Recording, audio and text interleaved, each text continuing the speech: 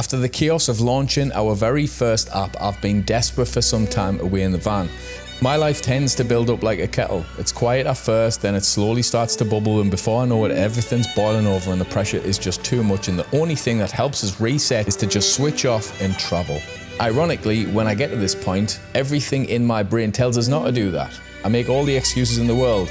I haven't got time to travel, I've got too much to do, the van's not packed, I don't know where to go, what should I even do, what if the weather's crap, I haven't got this, I haven't got that. And that's when I know that I actually need to travel the most. The times when my head is trying to convince us otherwise.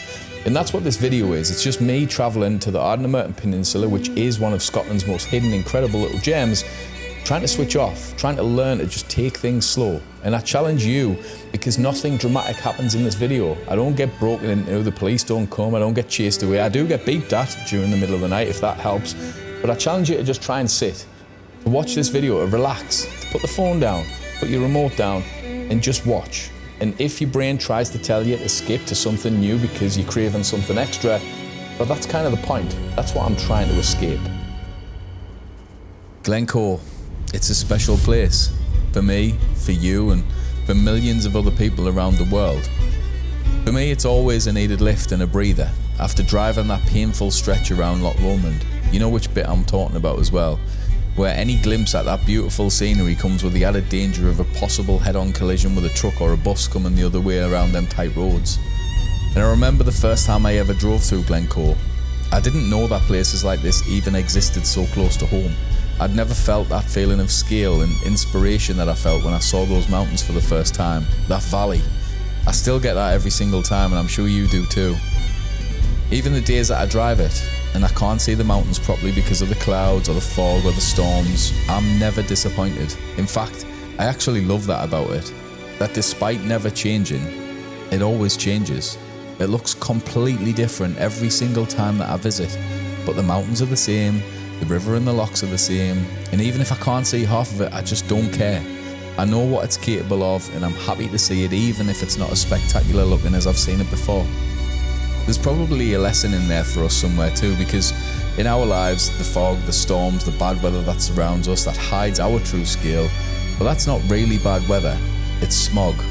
Self-inflicted pollution that we build up around us. It's stress, it's busyness, it's notifications and distractions. But the thing is, unlike the weather in Glencoe, smog just doesn't pass on its own. It builds, it lingers, it hangs around until you decide to stop. Some people can clear it just by switching off the phones and stepping outside, and if that's you, I really envy you, because I'm not that disciplined. I need places like Glencoe, like the Highlands, somewhere big enough, quiet enough, honest enough to force the smog to clear. Somewhere that slows everything down long enough to just breathe again, to remember what it feels like when these clouds finally lift.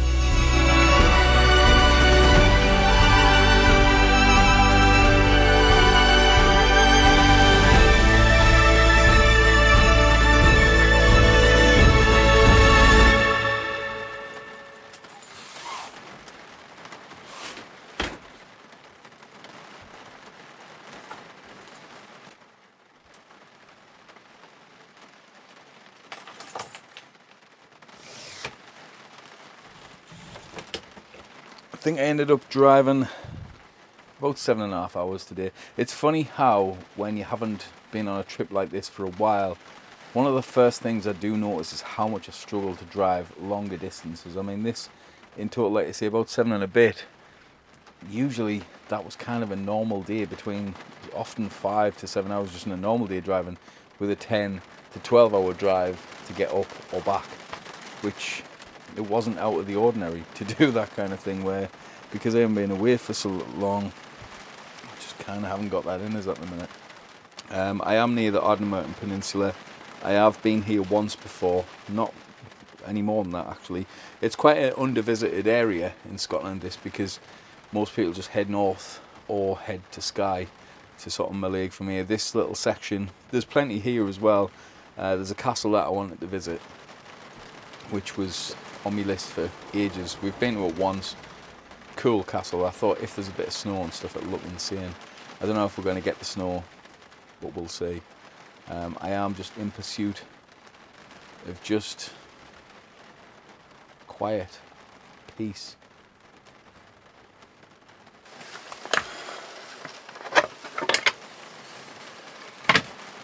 This trip and this video are supported by Camper, the van life app that we've been building over the past few years.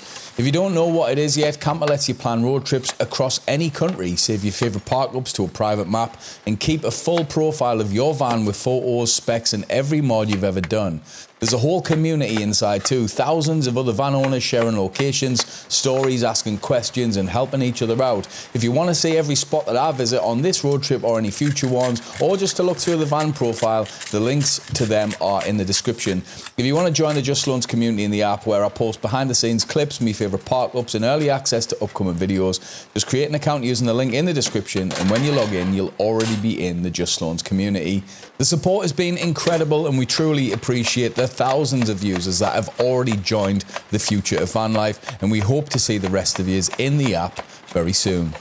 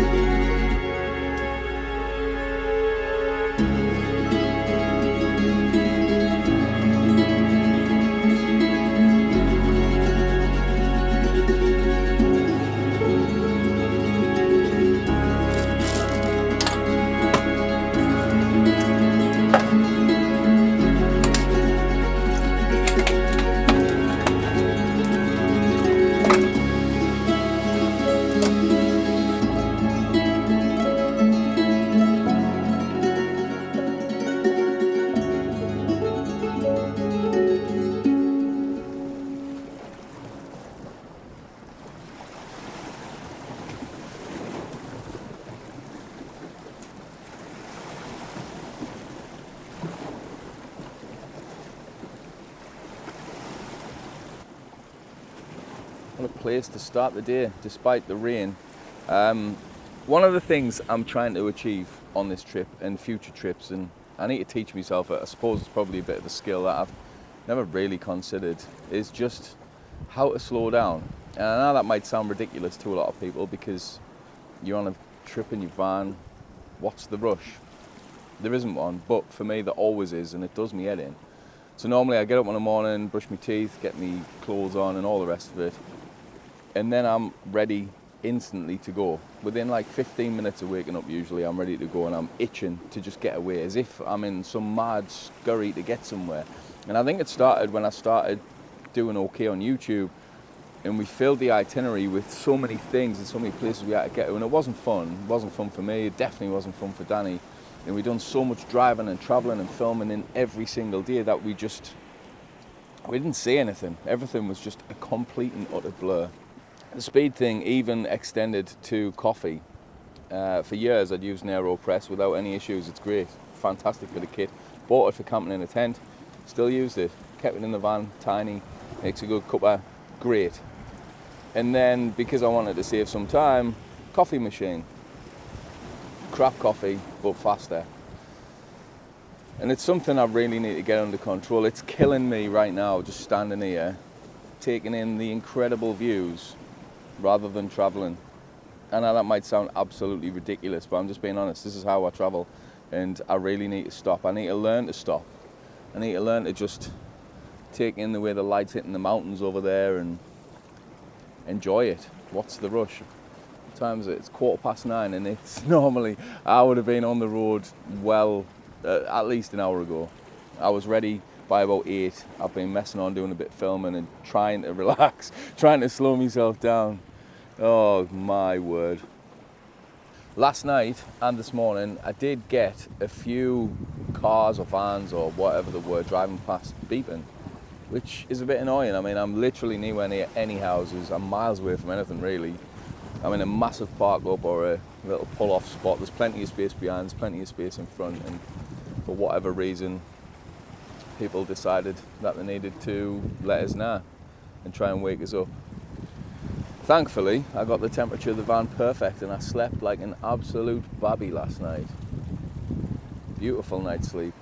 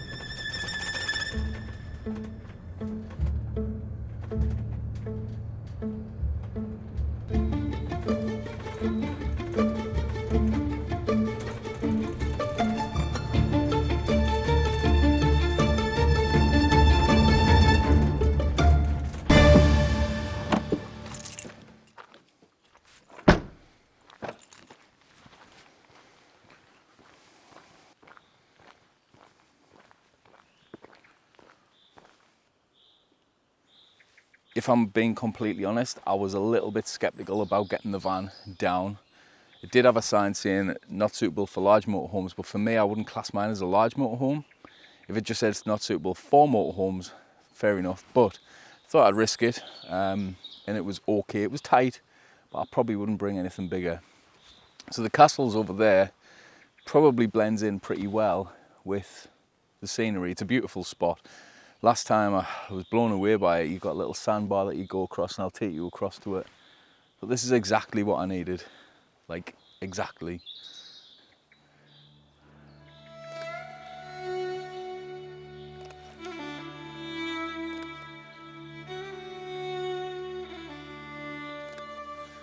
This is Castle Teorum. I don't know if that's how you pronounce it or not. It's Scottish and I'm not. And we've only ever been here once before and it's absolutely beautiful.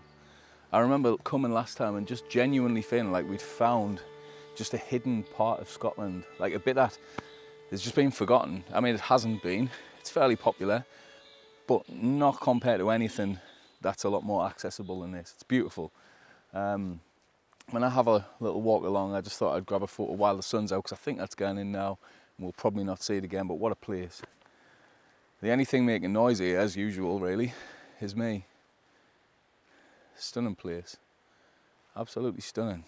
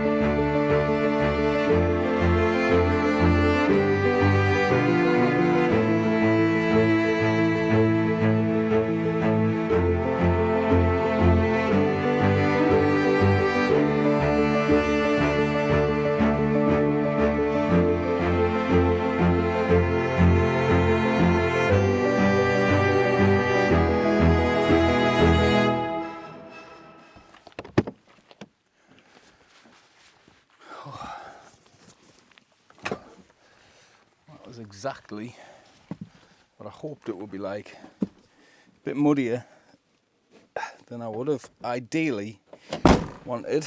Very happy with that. Just before I forget, if you want to see the locations where I park, or the overnight parks, I think it's sort of fine for most people to park at.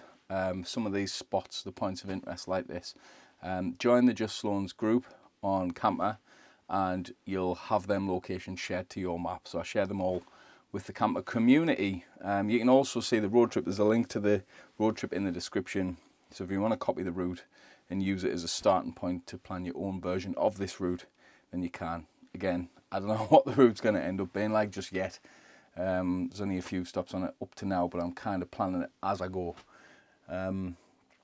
It is getting a bit busier, so what I think I'll do is I'll head back out, try and get out with this road before there's too much traffic comes, and then I'm going to stop somewhere, make some lunch. I think I might make some chili con carne for dinner, and then yeah, go from there.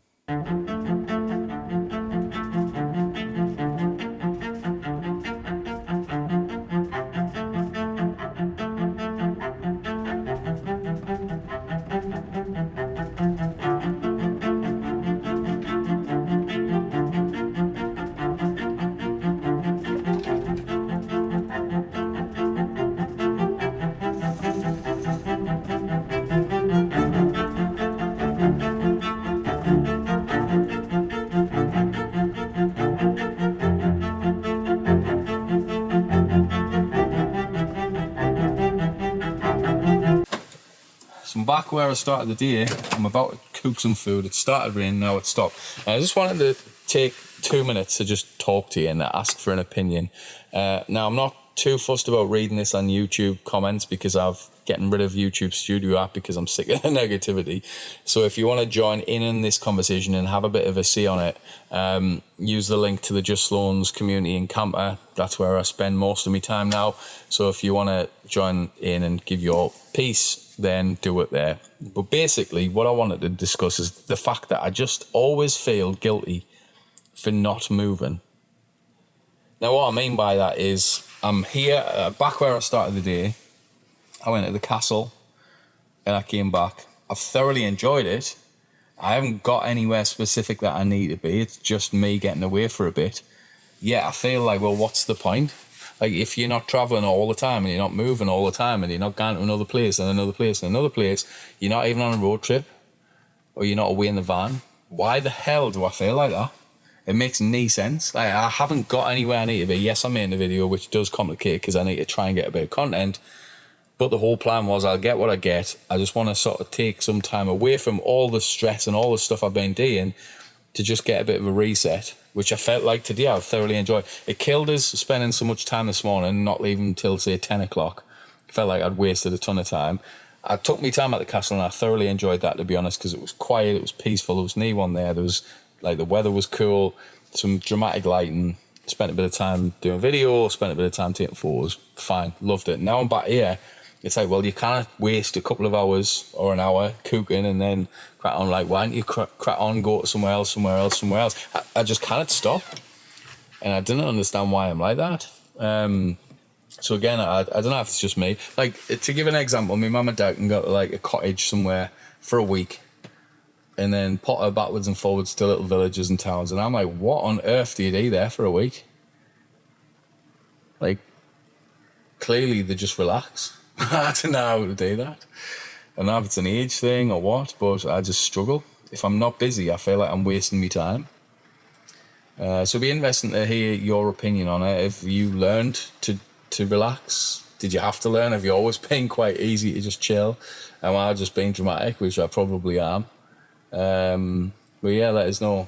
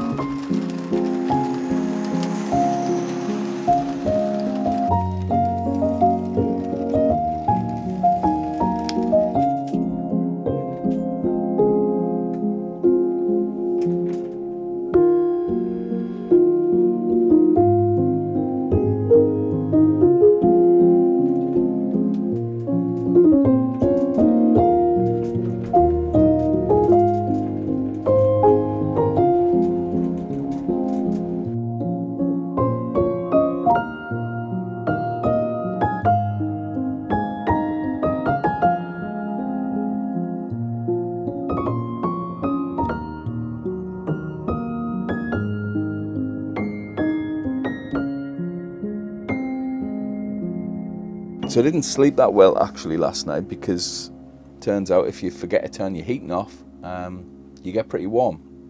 So at like 3:30 in the morning I woke up with that, and at about 5 o'clock in the morning the rain was so heavy it was again. It's been raining really, really heavy all night, and all morning really, and there's been one kind of break, so I went out and chucked me rubbish in the bin because I've been carrying that around for days. But I think it's going to be in for the foreseeable, which isn't really ideal. I've got a few spots that I wanted to go and see today that I'm going to head past. If it's not raining and it's not belting down when I get there, I'll do each of them. If not, I'm probably just going to start heading south. And I mean, the forecast looks like it's going to be like this all week, other than right up north, which I'm not driving all the way up there. So this may be the final day of the trip. I've really enjoyed it though. It's been a bit of a battle trying to like not just rush everywhere. It's been a bit of a task to sort of wrestle with my mind that's constantly telling us to just keep pushing forward and keep moving on to the next place, to the next place. So it's been nice to just kind of relax, and I've enjoyed it. Even like now, I mean, it's nearly 10 o'clock. I've been up and I've made a coffee, I've sort of chilled and just relaxed really, and it's been nice. I've enjoyed it. So yeah, hopefully I can potentially learn to just treat trips like this a bit more regularly. Like I say on Arran, you haven't really got a choice. There's not really anywhere you can go otherwise. But whenever there is somewhere else that'll be, that's where I need to get better at, just learning to just slow down a little bit. I've done well in Norway, actually, at times, in Mandal and places where I just didn't want to leave. I loved the place, and I did just relax, and I did just slow down. It was great. But when I'm at home or in the UK, I struggle. I do. Really do. But anyway, I'm going to finish packing the van. Got some mess to tidy up. And then we'll push on, see what this weather does, and see what the scenery's like, and see where we end up. The weather never cleared. In fact, it just got worse. So in the end, I drove home. And watching this footage back while I was editing it, I realised that I do look pretty miserable in half of it, but I can promise you I really wasn't. I actually loved this trip. It's just that my brain, for some reason, just doesn't let us look like someone who's enjoying things. And even if I'm having a great time, there's always part of my brain thinking, but what's next? Maybe there's something better around the corner. And I struggle to just enjoy where I'm at or what I'm doing. And I don't think I'm alone in that. I think most of us are guilty of this these days. And I feel like when I make these videos too, the pressure that something dramatic has to happen, a breakdown, a disaster, a thumbnail moment, otherwise nobody's gonna watch. And the thing is, that pressure doesn't actually come from fellow YouTubers, it comes from all of you. Yes, you. Because you've accidentally helped build an ecosystem where everything has to be bigger. It has to be more dramatic. It has to be more negative just to survive this algorithm. And since coming back to YouTube after about 6 months off, I've been trying to step away from that.